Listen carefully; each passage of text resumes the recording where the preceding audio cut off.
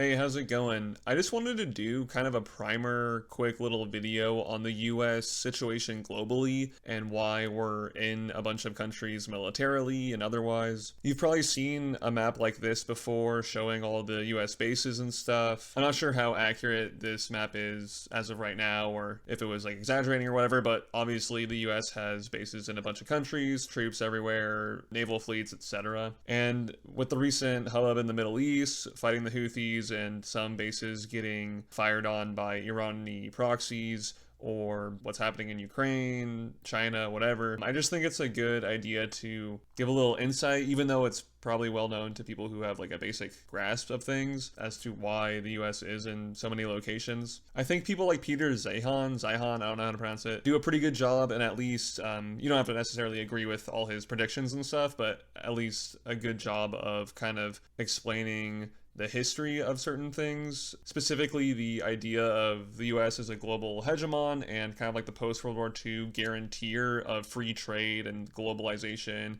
especially open sea trade and shipping in that regard. So honestly, if you watch some of his videos on that subject, you'll get a pretty clear grasp of why the US is involved in the Houthis with Yemen, or earlier with the Somali pirates, stuff like that. But yeah, I just want to kind of do a similar thing and give a little bit of historical context to the US position. So pre-World War II, to kind of generalize, the US wasn't so concerned with the Eastern Hemisphere, with the Monroe Doctrine, had more of a Western Hemisphere focus, if you will. But even around World War I, there was still an emphasis on kind of establishing the US Navy and maritime trade and regulation. But it took World War II and the fallout from that to kind of bolster the US as the post-World War II hegemon and leader of the free world, as they say. Specifically the Bretton Woods system, which put the US dollar as the kind of default currency of the Western world, at least people who were taking part in the free trade Bretton Woods system. I'm not an economist, so I don't know the full details, but essentially it put the US dollar as the default currency that people trade in,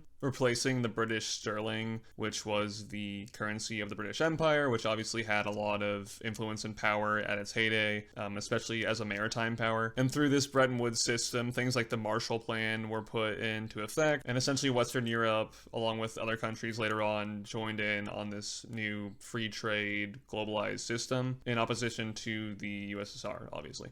And through this system, American goods could be bought by Europeans and other actors, so was this kind of a win-win for everyone, kind of like the capitalist dream, I guess, but more of like a Keynesian capitalism, maybe. And even though the Cold War is over now, I would say that the effects of this system is basically still in place. And that's why you see NATO is still active and a thing. There are still major bases in Germany and Japan, Korea, the Middle East. A lot of that was built around the Cold War ecosystem, post-World War II order, and that wasn't just going to go away after the war or the Cold War ended. So that's basically what we see today in effect. And safe sea trading routes are key to this. But going back, in order to kind of literally fuel this system and the World War II mobilization, etc., oil was obviously a huge part of this equation, which takes us to the Middle East, as well as some other suppliers like Venezuela, but that doesn't really count because we never really had to have like a base there or anything. But primarily in the Middle East, it was Iran and Saudi Arabia that always had more or less the two main oil reserves. And while Britain and Russia had some dealings with Iran, the US got into negotiations with Saudi Arabia pretty early on. In the 30s, Aramco was able to start operating in Saudi territory and hit oil later on in the 30s. And in 1943, Roosevelt and the Saudi king at the time had a meeting in which they discussed oil futures and stuff like that. Also Zionism, but kind of just got sidelined. Roosevelt tried to convince the Saudi king to be charitable to the Jews, and the Saudi king wasn't really having it. But regardless, the Saudis wanted the US troops and weapons to protect themselves, so that's where the Daron Air Force Base was established, and established that relationship, which obviously has lasted until today. And while the oil industry initially kind of started in the US, actually, and the US as of today is a net exporter, that doesn't really change the dynamics here, especially back in the days when it wasn't a net exporter. Regardless, there's still the issue of supplying other, like our allies with oil, and you can't really just not have vast tracts of oil reserves going into enemy hands or not being able to flow, because that would just like ruin the whole global economy. And furthermore, oil itself is pretty much the lifeblood of any industrial society past like a third world state. It's not just for fuel, it's like basically every modern product we use has some kind of oil, petroleum product in it, plastics. It all derives from that, so it's obviously very important. And later on with Iran in 1953, the US helped do a coup to prop up the Shah there to prevent nationalization of the oil industry. And so from those two sources is where most Middle East oil was derived from, and presidents from Eisenhower to Nixon to Carter, basically all of them during the Cold War years thought of this area as of vital importance and all had their specific doctrines in relation to it. But basically all of the doctrines were just that we would protect the interests of the US in that region to thwart off any Cold War, or to thwart off any Soviet advancements or encroachment. But for the most part, US activity in the region was pretty minimal, at least in terms of actual boots on the ground. There was a brief stint in Lebanon in the 50s, I believe, in which the US intervened. And in the 50s as well, during the Suez Crisis, the US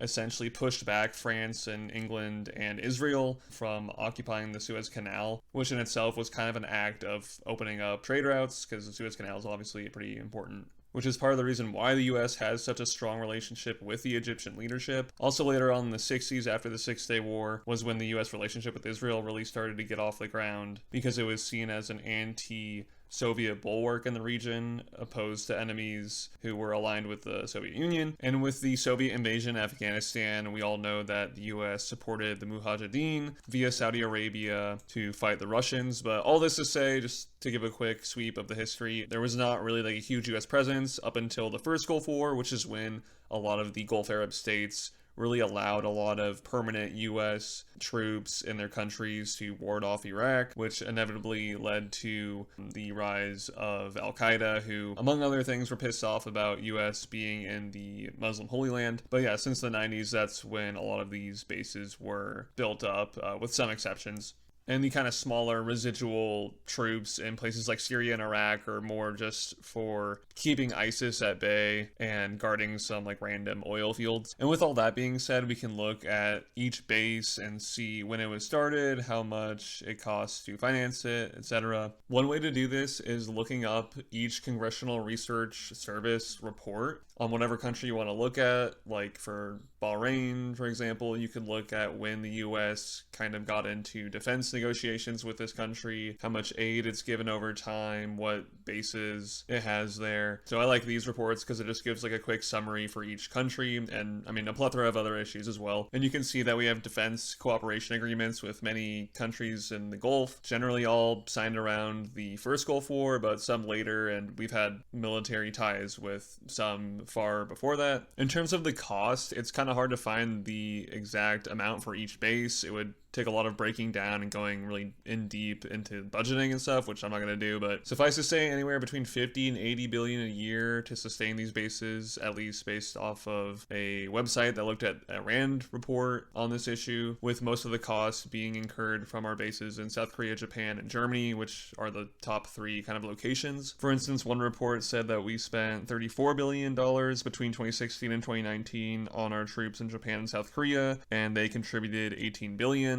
So I'm pretty sure that 18 billion is on top of what we spent, but a lot of these countries obviously spend somewhat to sustain these troops and give certain, like, you know, maybe like free rent or free utilities, whatever, to the US, because there's kind of like a win-win situation where they get protection and there is some economic activity that is spurned on by these troops. Germany, that's the case, so probably similar with Japan and Korea. Also, just as an aside, because it's kind of related, we spend around the same amount of money on foreign aid itself, which includes economic and military, which is around 1% of our overall federal budget, so I guess it's kind of similar how many like bases we have, abroad and our foreign aid. They're kind of, each around 1% of the total budget, although defense spending in general is roughly 12%. A good database for foreign aid I found is foreignassistance.gov, and you can see how much foreign aid the US has given to basically every country since I think 2001. Obviously, Ukraine has been a big recipient of military aid. Israel has always been the top military aid recipient.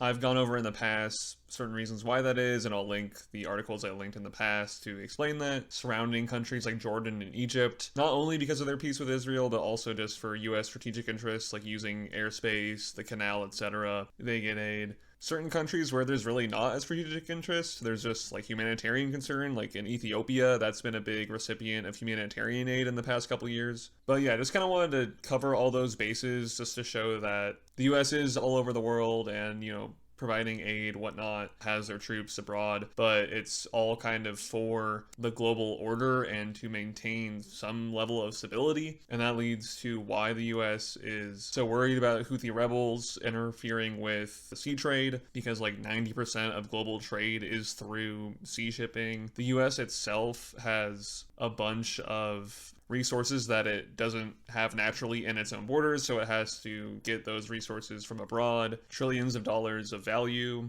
annually, and supports millions of jobs in the US alone. Obviously, globally, I mean, trade is probably in one way or another like the lifeblood of the modern global economy. So this action by the US government to stop the Houthi rebels from firing on just ships in general going through the Gulf of Aden could be really bad for global shipping in general, because A, it could shut off shipping through the Suez Canal and force ships to go around Africa instead of through Egypt, and also just rising insurance rates for shipping, which would just increase overall pricing. And it's not like the rebels are just targeting ships going to Israel or something, which isn't even a thing because most big cargo ships are going to have cargo for a bunch of different countries. But even if there were ships like mainly doing business with Israel or whatever, the rebels aren't hitting those ships. They're just kind of like going after any shipping that's going through their waters. So not ideal.